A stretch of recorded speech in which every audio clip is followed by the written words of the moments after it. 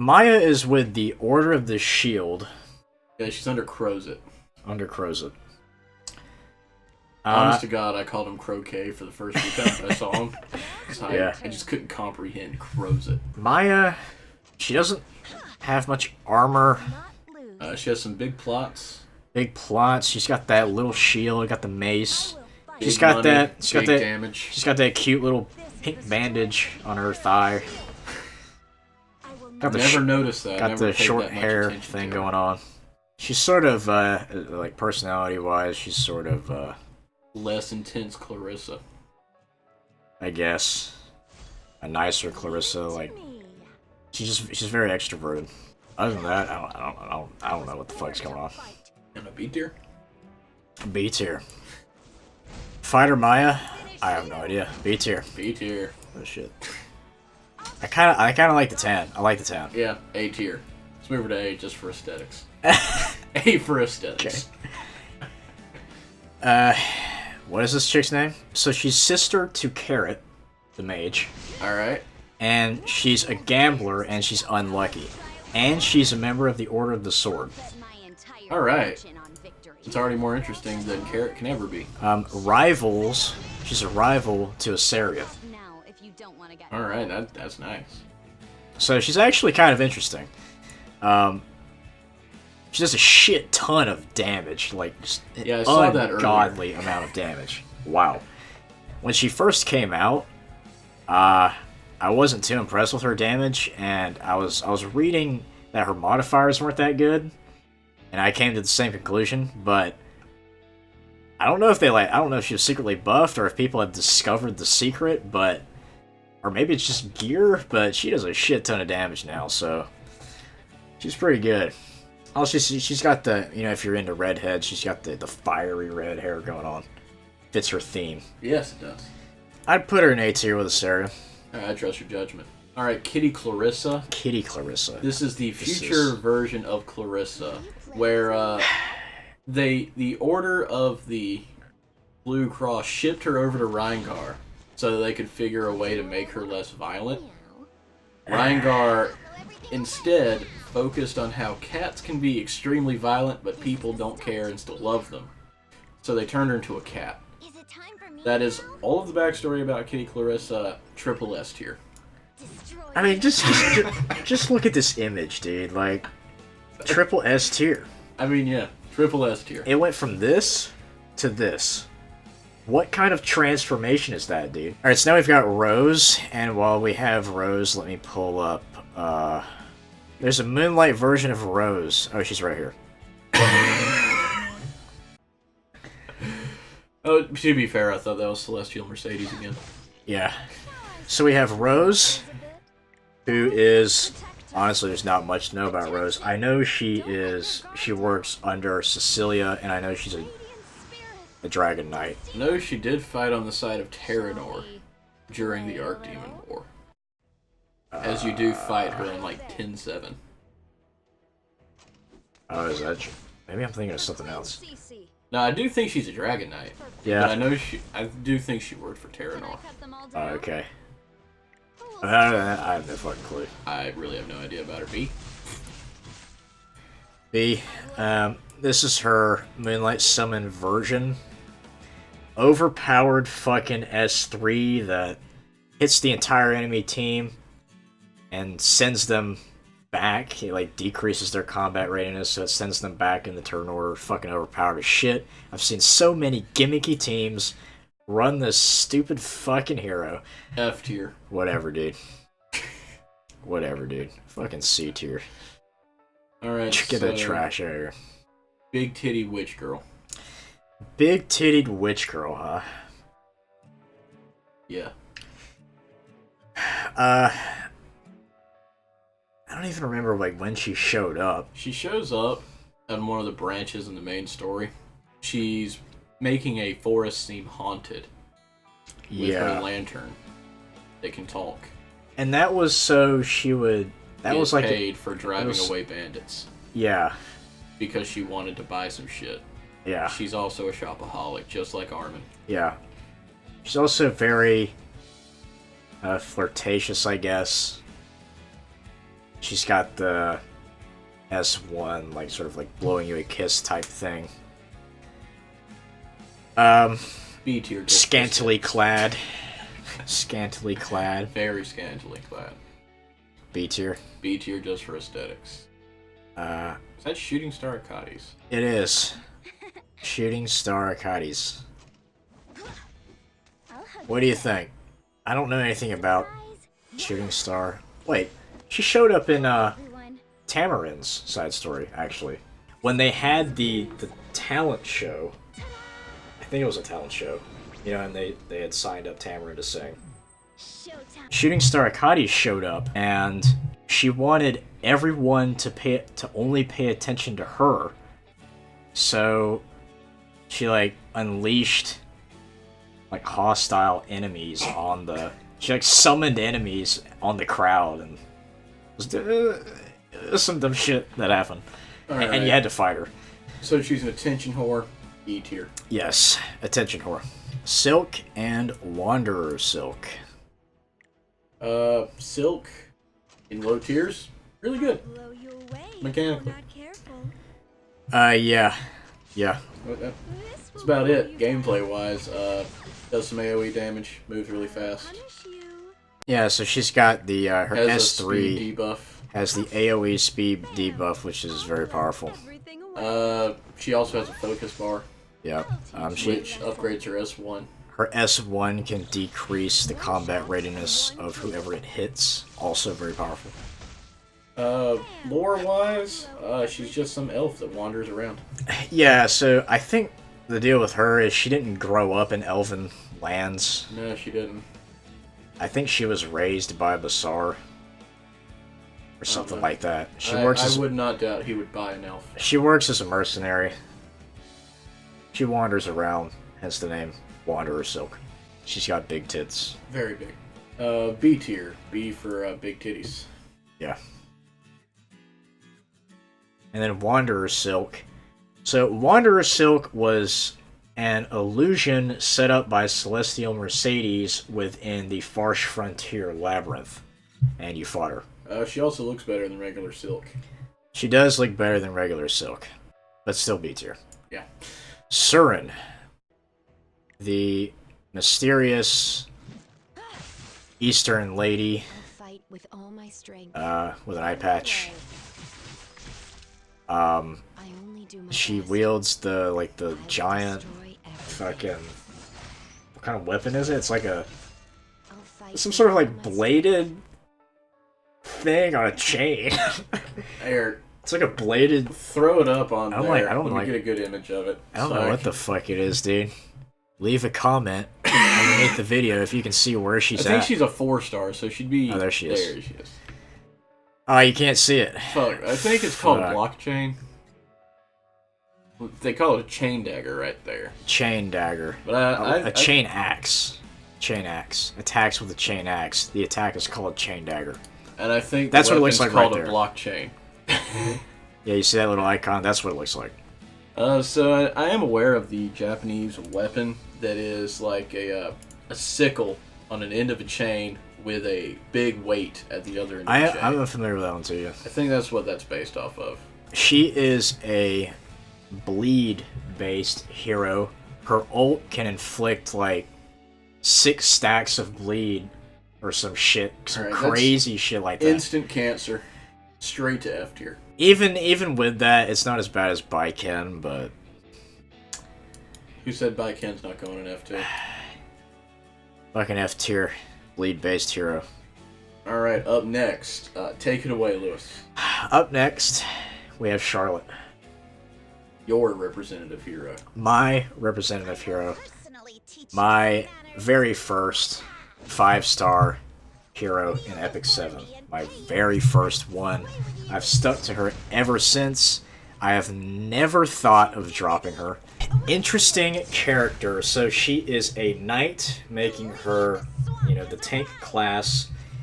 But she is an offensive-based knight, so she plays more like a brawler, actually. She has no tanking abilities whatsoever. It is pure offense.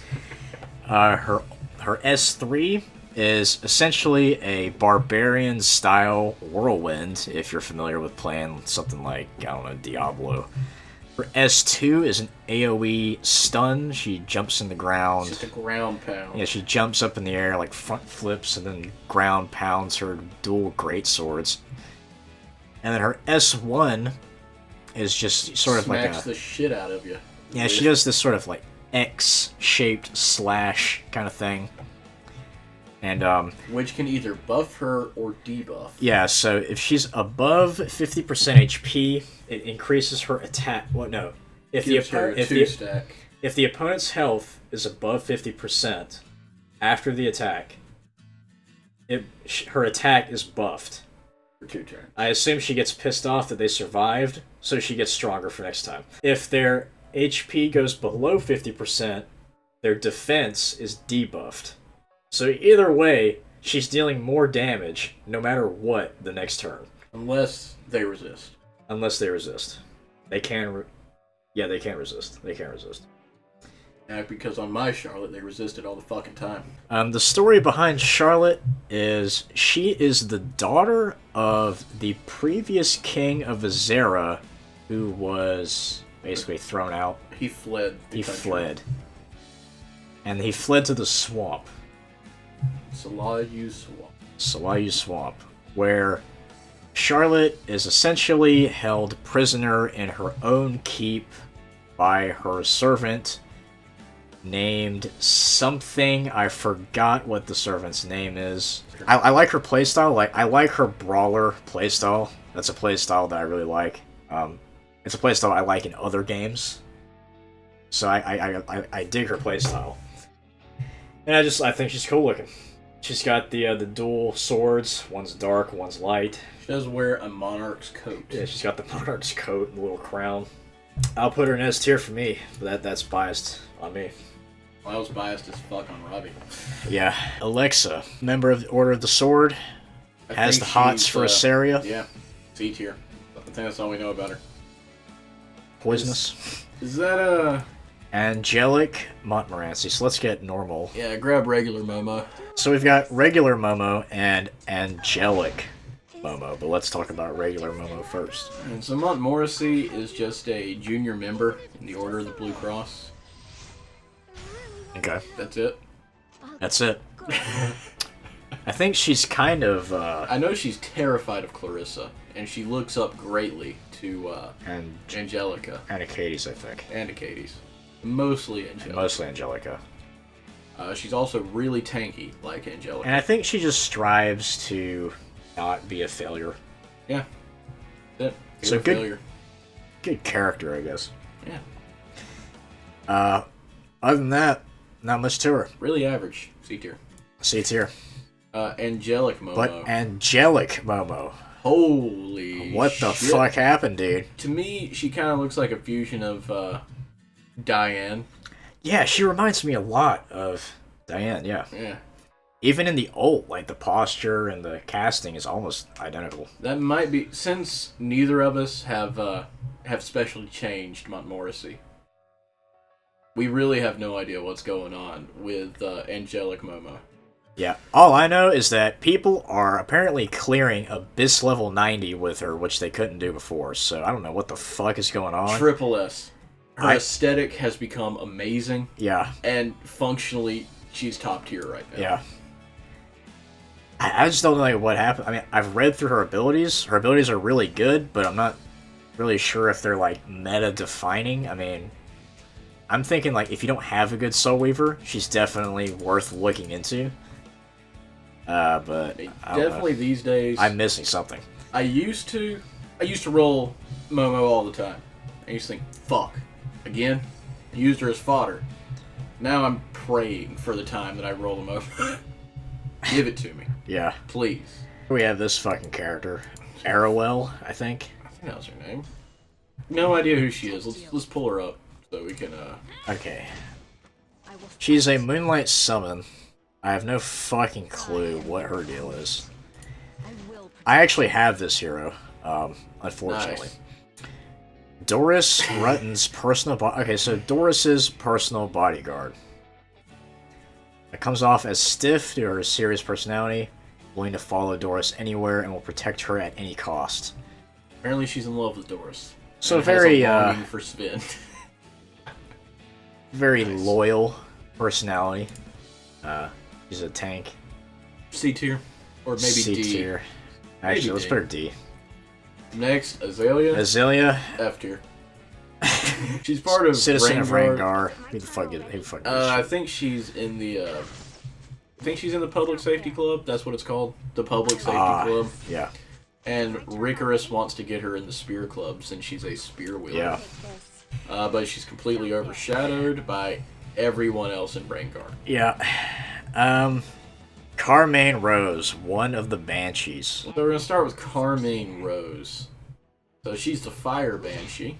Yeah. First mage I ever pulled, and I used her for a good long while. I actually really liked her playstyle, which is just very aggressive. Has a lifesteal, can inflict a bleed. It's nice. Yeah. But she's not. She can steal buffs too. Yeah, with her S3, I think. Yeah. All around, just solid low tier character. Yeah. There's no backstory on the Banshees, none at all, other than they're summoned by the Banshee Mother. Yeah. I you think fight and hunt. like the only thing their character description mentions is like their temperament, I think. Yeah. Carmine Rose I like a lot, actually. C tier. C tier, not bad. What is this one's called? Alright. Glimmy Rain. I do really enjoy her aesthetic. Yeah. What do you think? Just based off appearance alone, C? Yeah. Alright. Now we got Pearl Horizon. Biggest plot among the Banshees. Definitely. Earth. C tier. Yep. Misty Chain, shortest dress of all of them. Yes. It's also a tight sweater, in case you've never noticed. Yeah. B tier. She's also got a sort of like, it's almost a like The a maid frill. like a maid. Yeah, she's got a maid frill going on. Yeah, B tier. A higher level than her sisters. Requiem more. Soul Weaver. Passive healing through damage. C tier seems good. Kind of weird. Yeah. Carrot.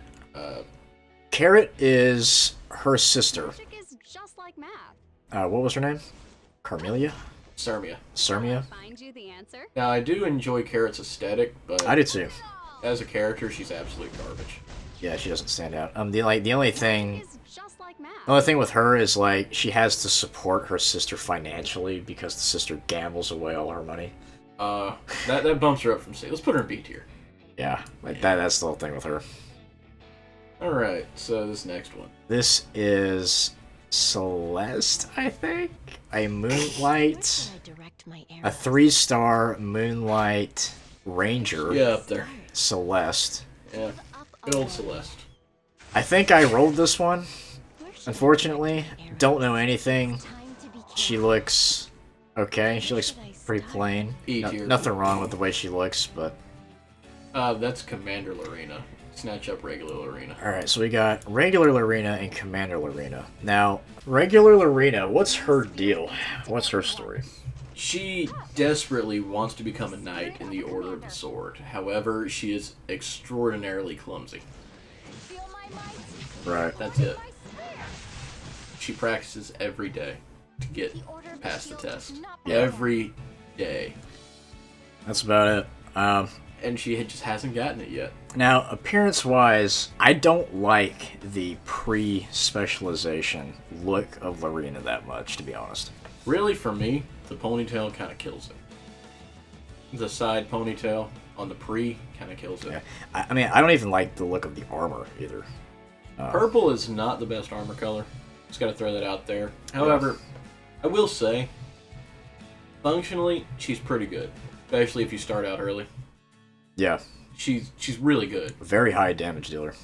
I've got her right now, grinding away to get Commander Lorena. Yeah. She can put out, at level 50, can put out, with not even that good a gear, you can put out a similar damage at full tilt as probably about Kisei can. Granted, my Kisei also doesn't have the best gear. Yeah. But she can put out a lot of damage with her S3 on a full charge. Yeah. I have her built with a crit set, so that also helped a lot. So I'm thinking normal arena is like C. I can see that. But Commander Arena is on an entirely different level. Commander Lorena has achieved her dreams. So, do you know the story of how Commander Arena became Commander Arena? No, because I haven't finished her specialization change yet. So, well, I haven't either, but you can look it up in the journal. You can look at her. Right. I think, if I remember correctly, what it was. Oh, she killed the wyvern. Yeah, she slew the wyvern in the Red Desert. Right? The Red Desert. Yeah, so in the first or second hunt, her armor is more aesthetically pleasing this time around. Yeah, it looks way cooler. Her hair is a little less obnoxious. Yeah. The look on her face is a little better. She looks stronger. She looks way stronger. A lot less bitchy too. Yeah. A tier. A tier. Doris. D for Doris. With a name like Doris, you're in D tier.